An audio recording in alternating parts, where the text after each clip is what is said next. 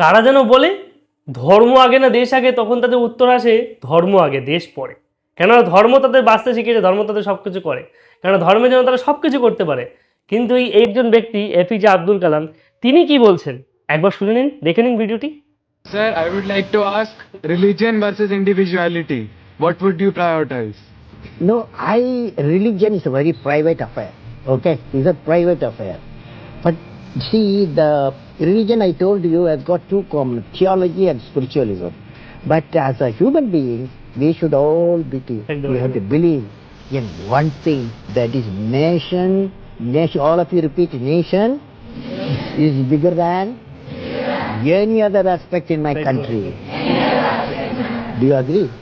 Do you agree? Everybody agrees. Great. দেখলেন তো ভিডিওটি, এবার বুঝুন, একেই বলে প্রকৃত ভারতীয়, একেই বলে প্রকৃত মুসলিম, প্রকৃত ব্যক্তি। যাই হোক, ইনি নিজের ধর্মের থেকে বড় নিজের দেশকে দেখেছেন, এবং যেটা আমরা প্রত্যেকেই মানি। কিন্তু এমন বিশেষ কিছু মানুষ আছে, বিশেষ কিছু সম্প্রদায় আছে, যারা শুধুমাত্র নিজের ধর্মকেই প্রাধান্য দেয়, দেশ তাদের কাছে কিছুই নয়।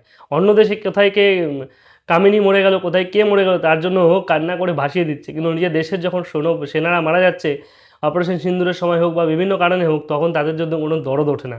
এরা দেশবাসী হিসাবে কলঙ্ক। আপনাদের কি মনে হয়? কমেন্টে মতামত জানান।